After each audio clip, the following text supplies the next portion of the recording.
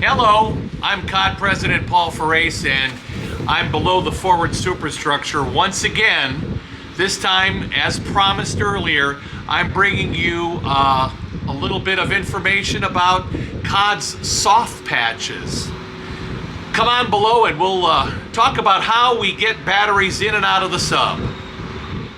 Well, we made it down here safely, and thanks to Jim Newton, I was armed with our spiderweb Swiffer here because, well, Jim isn't the biggest guy on the crew, but he was down here a week or two ago, and there was so many spider webs.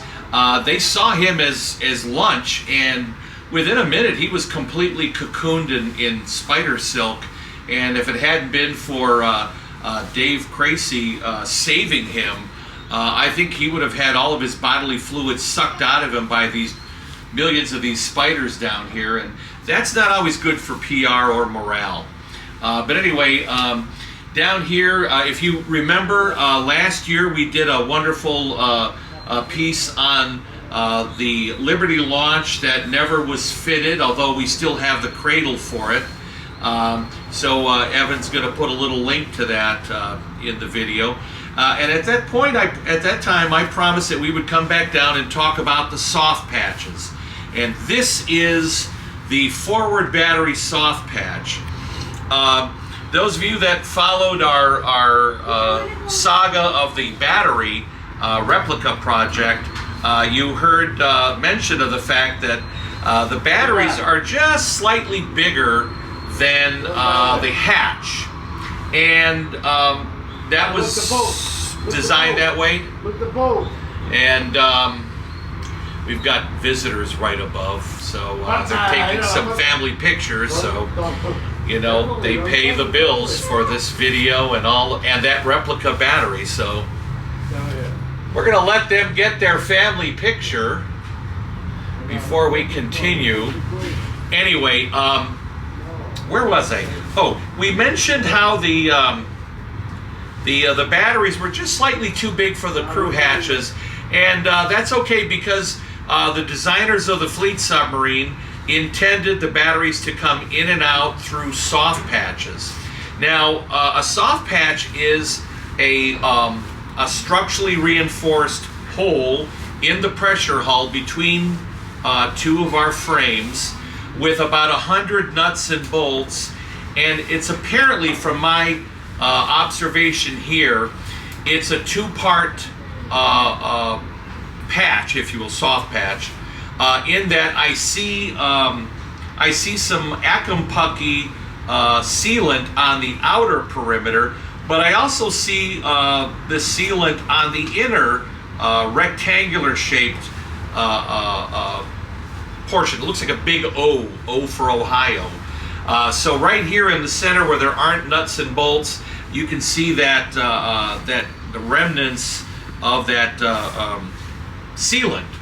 So that tends to tell me that there is an outer ring and then perhaps another more solid piece that is somehow bolted or attached from the inside. But when batteries needed to come in or out of the boat, and we're still doing research, we can't determine.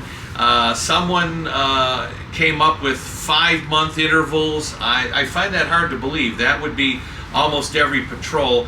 I think something I'm more worth believing is maybe every 18 months. You would have to pull batteries out and change them out. And of course, to do that, you have to take apart the structure below, and we'll get below in a minute. But right now, we just want to show you this top side soft patch, how it looks from the outside. And I would not want to have to sit here with manual tools and undo 100+ nuts and bolts.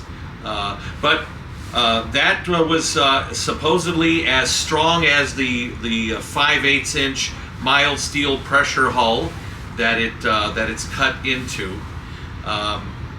And I don't have any knowledge of any of these soft patches leaking on Cod, so it must have been a pretty good idea. Now, late in the war, I believe the Tench class boats had a circular battery hatch. Now that is a non-hinged domed lid with another gazillion bolts on the circular, the perimeter of it, but it's in the center line, and it's not above deck, it's access below deck. So that makes more sense, because that structurally is going to be stronger. So you unbolt the lid or the hatch, you lift it off, and then you can get down into and pull the batteries out. Here, this for 1940, when the Gato class boats are being designed, this was best practices and continued through the life of the Cod. So let's get below and look at the other side of our soft patches. Well, we're back in the boat. By the way, let's talk about the weather. You might have seen our previous video where I'm up on deck in shorts, and it was quite hot. It was in the 90s. Suddenly, here we are, and we're barely 70 degrees in Cleveland.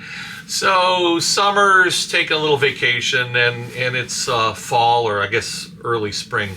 So that's why we're dressed this way. But anyway, we made it back in the boat, and here we are under that soft patch we just were showing you, in the which of course forward battery, but also it enters through the wardroom. So here are all those bolts, those nuts and bolts through here, and of course here's that center part. Now the crew habitation areas are coated with about 1.25 inches of cork, provide insulation so you don't have condensation dripping on your head. So this kind of rough area is a mixture of cork and a mastic that was then troweled and stuck up there to provide some insulation. It doesn't look pretty, but what can you do? Here's the smoother area. This is the cork with about, well, 80 years of paint. But this is the soft patch for the forward battery, which means when you had to access the batteries, all of this structure in here has to be unbolted and removed. So back up a little bit, Scott. I just called him Scott. Evan. And let's just get a picture of this. All of this framework had to be removed. That means the cabinets, the partitions on the staterooms, this all had to come out. Now, originally, the deck we're standing on, it is in sections, approximately 32-inch wide. For want of a better term, I'll call them watermelon rinds. Now, in 1962, when Cod is a reserve trainer here in Cleveland, without batteries and no likely need for batteries in the future, the Navy stripped out the linoleum and the silver strips that bordered these deck plates, sectional deck plates, and just laid this green tile, which we are finally remediating. We're getting rid of this stuff, and we're putting down linoleum. And we're going to have to replicate the strips on the sections of the deck to make it look the way it did. Now, we'll include some pictures of our sister boats that never had those modifications. You can still see the strips I'm talking about. I believe Drum and Silversides, for instance, and perhaps Cobia.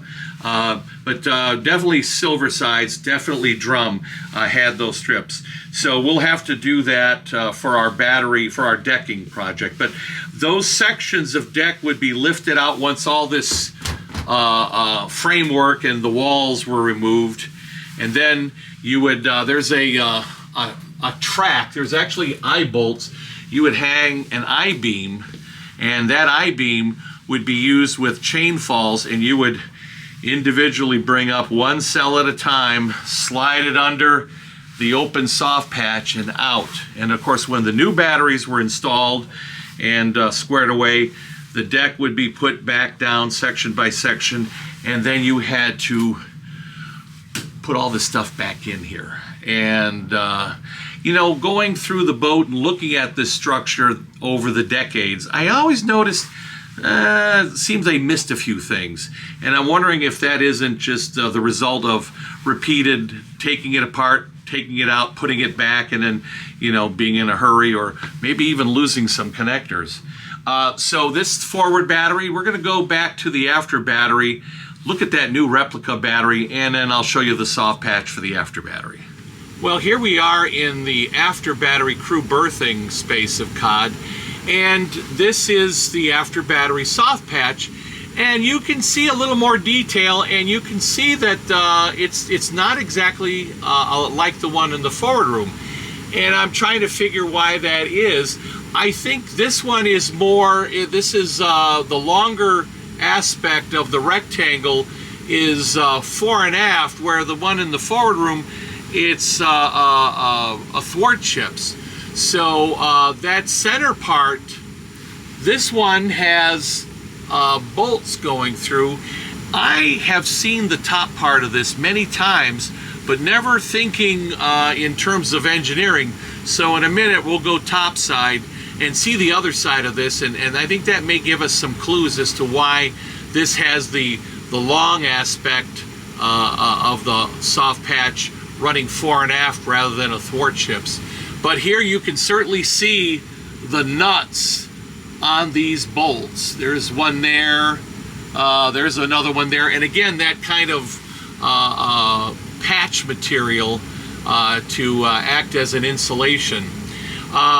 And of course, this section of ventilation pipe is segmented right below, so of course this would be removed. All 36 bunks would be removed in here to get at the batteries. Then of course the deck, and as I said, identical to the deck in the forward battery, this was in sections. So those would have been unbolted and stacked perhaps at the front or back end of the compartment. Then that would lay bare the 126 cells below, and then they would be hoisted up. I'm looking for remnants of that mounting rail. I don't know if Electric Boat used the same system as Portsmouth. We'll look on the starboard side.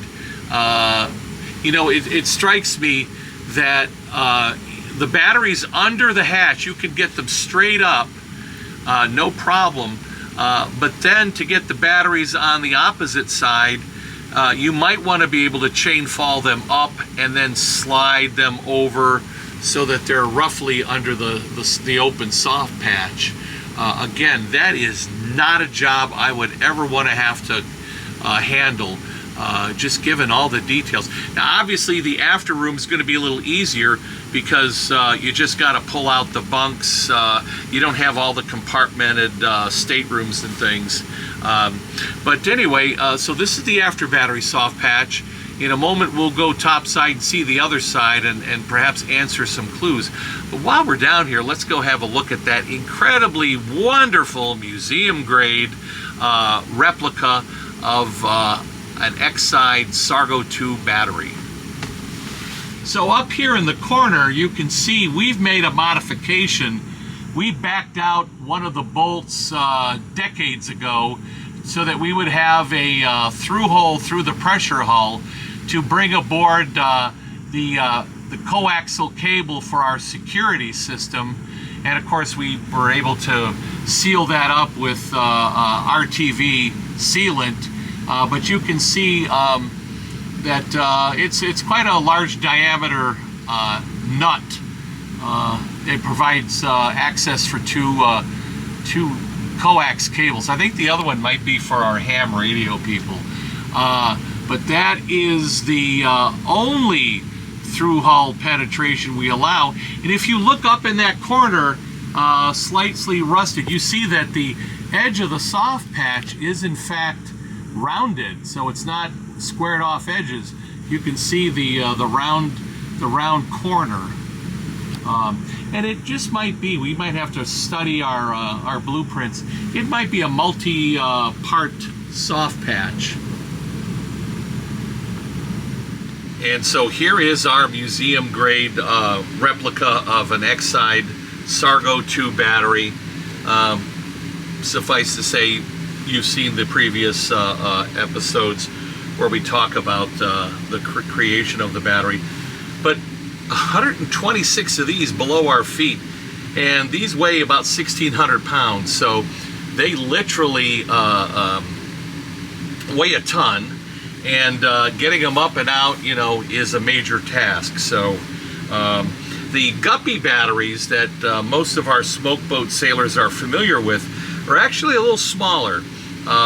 Apparently, I'm not a battery scientist, but more smaller cells is better for burst speed and energy than fewer really big batteries. But that's beyond my pay grade, as they say. But just imagine 126 of these, 252 in total on the Submarine. That's a lot of weight, and I don't want to have to haul these out on my watch. But while I'm here, I'm going to look over here. No, I don't see a heavy pad eye here. So that railing I was describing, I think is more or less specific to probably Portsmouth boats. You know, the real he-men that served on electric boat built submarines, also the follow-on yard from Manitowoc. The sailors probably were just so much better and stronger. They just hauled them up by using their bare muscle power. So, but anyway, let's go topside. Okay, here we are back topside in this less than late June weather here for Cleveland. I've got the hatch open. By the way, don't be horrified at the condition of the wood deck. It's being prepped for paint. Paint that eventually has to be has to also coat all the gray structure under here. This should all be painted. We got to get to that. Anyway, there is the after battery soft patch, and that we have the solution to the mystery about why there's bolts running through the middle of that hatch, because there is a frame cutting right through that, but you can see the framework is the piece that's over the soft patch is in fact bolted and segmented so it can come out before you pull the soft patch for extra strength. Now again, why it's a little bigger, I'm not sure, but it also occurred to me that there are some large pieces in the boat, in the after battery, for instance, the mess tables, the galley range. If you need to pull out that stuff, maybe that has to come out through this hatch as well, and so maybe it's a little larger for that reason.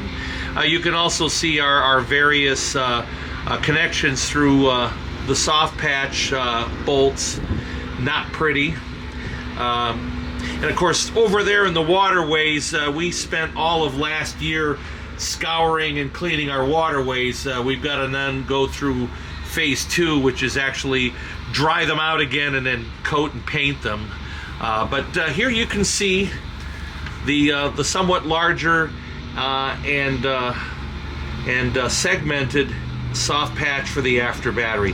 And by the way, the other stuff you see is actually some infrastructure for our deck gun firing, which was oxyacetylene.